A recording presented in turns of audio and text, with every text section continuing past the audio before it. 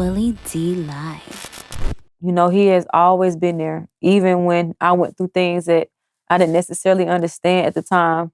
Looking back at it after I got through whatever that situation was, God was always there, you know, in prayer. I think he has been really my rock through just everything, even to this day. Trials and tribulations are just keeping me sane, keeping me, pushing me times where I do feel like, you know what I'm saying? Do I want to do this?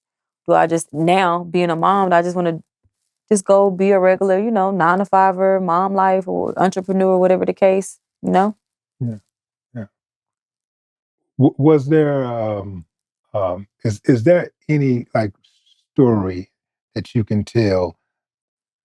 You know, I know different things happen on the road, but is there anything that you can tell that can perhaps like spark something in other young girls who may be going through what you're going through, or who's probably on that trajectory, Mm-hmm. and where you can give them some game to help them navigate through this wild, crazy, beautiful world? Absolutely. Like, even if like my mom might not have necessarily, or my father might not have known, or sister or brother, everything. But if you can have somebody that's with you that genuinely loves you, that can see shit you can't see, they might just have a sense or feel something. Like, that's number one. Two, making sure you got a lawyer, because a smile and a handshake does not match what's on a piece of paper. Like, it's a doggy dog business. And unfortunately, even if you're a kid, if you're a female, you know what I'm saying, you're not safe. You know what I'm saying? Like, nothing is off, no one is off limits. Just keeping somebody to watch other things that you cannot see, and having you a good lawyer. If you got those two things and just keep going, you know what I'm saying? Just keep going. Yeah, you might have some times where you have to step back and regroup, you know what I'm saying, or take a break. And that's fine. Everybody's entitled to that. But if you can just keep pushing through and stay consistent no matter what it is that you're doing, then of course keeping God first, then you're gonna see it through. You know what I mean? Yeah. When you had your son, your first son, um, that was that was a big deal for you.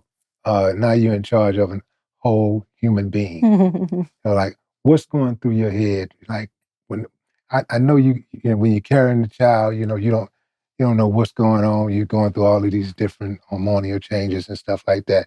But when you saw that baby for the first time, Mm. what's going through your mind when you first time you see him, you hold him? What's going through your mind? I was just like, first of all, I know God is real, but if I ever doubted God at any point in my life, I knew in that moment that he was real.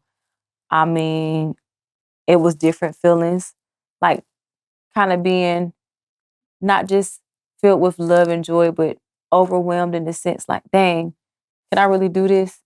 You know, can I really protect him? Can I really guide him? Can I be the best version of me? You know, you go through so many different changes. And then also being in this industry, you know, when I was pregnant, it was that transition of, you know, I come from an era where you couldn't have a boyfriend, you couldn't get pregnant, all those things. So if that happened, then your career was over, you know.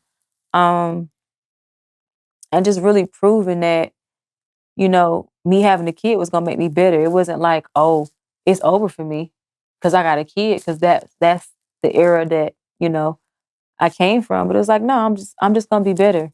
And it motivated me to share this life with him. You know, it's like, okay, traveling, meeting great people, trying amazing foods and whatever this lifestyle has to offer. Now I can make sure that my kid, you know, can have things that I never had, and also keep my legacy going. That was important to me, that if and when something happens and I'm not here, you know, who can really keep that legacy going, you know, for me. Yeah. After you had your child, how long did you take off from the industry? Honestly, 3 weeks. 3 weeks? 3 weeks. I went back to work. But my second child, which is 9 months right now, I took 4 months off. Okay. And that was a lot for me. Mainly, I was nursing the whole entire time. I didn't do that with my first child, or it was just completely me nursing around the clock.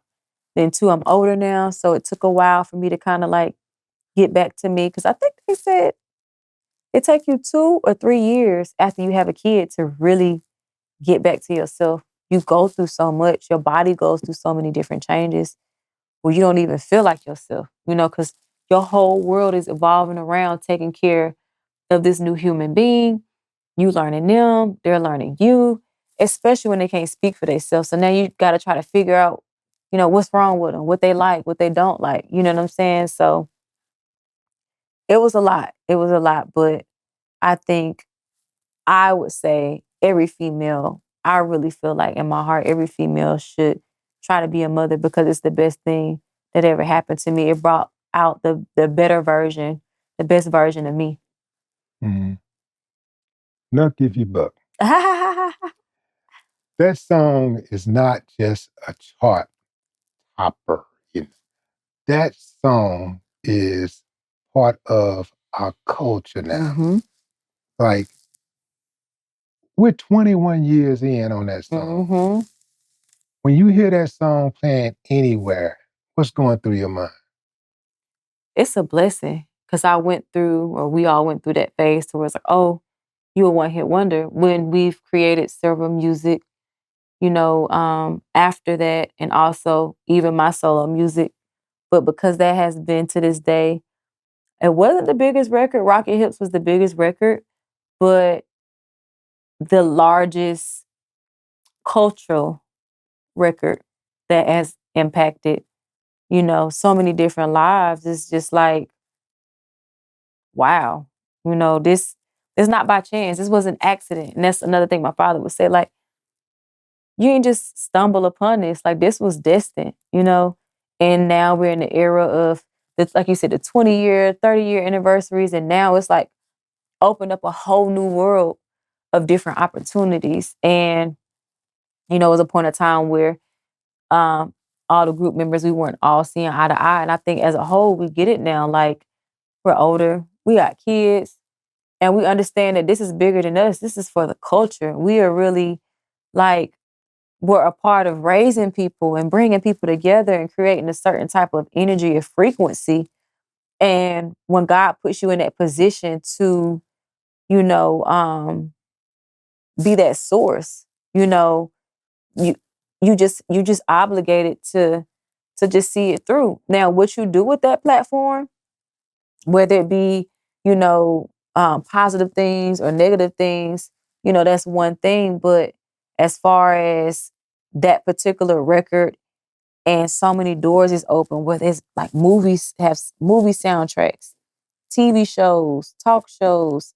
Um, Another thing that's really, really dope for the fraternities, you know, the Deltas in particular, all the fraternities have like strolls that they do to the record. Like, it never ends, and we didn't think, we were just having fun, as kids.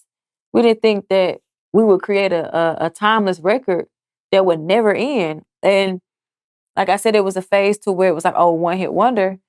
And I went through different things mentally, like, well, I put out other music, I'm doing this, I'm doing that. But now it's being respected, and it's being to where even if I never want to put anything else out, which, as you said, I'm continuing to create and so forth, expand, I still have accomplished in my group members more than what a lot of other people have come and gone, in this industry.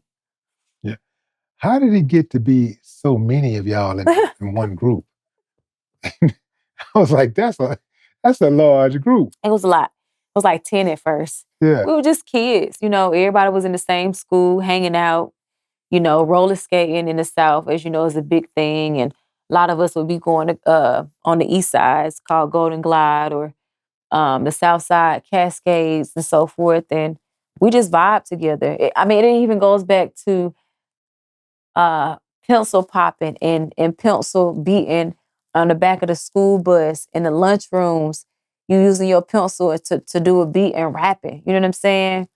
And we just put it on wax. Yeah, we did sports, but a lot of times when everybody was out doing sports, we was in the house, in the studio, recording a lot of the stuff that people would be beating and this, that, and the third in the cafeteria, like we really took it serious. And it went from, at the time we had CDs and house parties, because of course we weren't old enough to be in Y'all no used to burn clubs. y'all CDs. Baby, we'll take them things to them house parties, and it got from house party to house party. Next thing you know, the radio station was calling us up from a time where back in the day, you could not get your song played on the radio. If you had a major deal, cool. If you ain't had no major deal, you wouldn't get your song played on the radio. For them to call us and be like, bruh, what song this is? Who is this group? We need it. Y'all come up here. And for that record to have been broken like that and kind of help open the doors for other artists. If you had a hit and you had a cult following and people that really liked the record, then you had, the opportunity to let your record really take off. It wasn't about, oh, well, you're not signed to a major, so there's a cap on the success of the record. You know what I'm saying? Mm-hmm. So yeah, is that still going on in Atlanta? I mean, are they still prioritizing the locals, or it's just like everything else, like Houston and everywhere else now, where you got the same programming in every single damn city you go to? I will say it's 50-50. I say it's 50-50 because it depends on what station you listen to. It's a lot more stations. You have some stations to where it's 60% Atlanta, and then you got 40% of what the rest of the world is playing. You got other stations that's really playing everything that you hear. You got other stations where it's just all Atlanta. And a lot of times I be out of the loop. Like I don't be knowing who's who, what's new, this, that, and the third, unless I turn on the radio and it's like us passing the baton or us embracing whatever is the newest, hottest artist or group that's coming up. You know what I'm saying? I see from time to time I see these tribute type shows where they have the female rappers from the past and the present. Um, I don't hardly ever see you included in that. How do you feel about that? I definitely feel like I could be a part of more. I am a part of a lot as far as the group is concerned, but as far as individually as a solo artist as Diamond, I totally agree. It has been times to where I've helped, and I've always been, and still, a lot of the artists that the world, female artists, knows. Like I would be kind of like the first or the second stop to, oh, I love your music. I grew up on your music, this, that, and the third. And I'm embracing them, giving them advice, or hopping on records and this, that, and the third. And then next is when you get to a certain level, it's, oh, okay, well, now I want to go work with this person, that person, this, and the third. So I went through times to where it was like, I don't want to work with nobody else. I don't want to embrace nobody else because I don't feel appreciated. But the way God, my God is set up, even kind of going back to that record, it's like, that was my platform. And I always never forget where I come from. So I embrace it. And I use that platform, whether I'm performing with the group members on 20-year anniversary with a lot of other Atlanta artists, whether they're still having motion now or just kind of had a good run, you know what I'm saying? And it's just kind of like doing a lot of stuff in the past. But it motivate me to be like, okay, I'm gonna still cause I still can run with the new girls. You know what I'm saying? I still look youthful. I still work out. I still take, you know what I'm saying, care of myself. So in a sense, it's like I'm that bridge between the Queen Latifahs, the Eves, the Brats, all my mentors, that raised me, but also now I'm able to pour into or bring up the new female rappers, the up and coming rappers that are younger now. You know what I'm saying? Mm-hmm. Oh, what was that song you did? You did a song like a remix with Eve and My Chip Bad remix. yeah. Yeah. It was Eve, Trina, Nikki did the original, and then we were on the remix, but we all shot the video together. Yep, Eve, Trina, and Nikki with Ludacris. What do you think about when people compare you to Nicki in terms of looks? I get that. I get Cardi. And I never heard anybody compare you, but I'm looking at you and I'm like, y'all could be sisters. Yep, I've heard that. Yeah. I don't know. I think she's Trinidadian.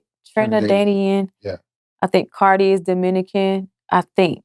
and I'm Hispanic as well. So maybe that could be some type of similarity. They're not ugly, so I don't look at it as, Yeah.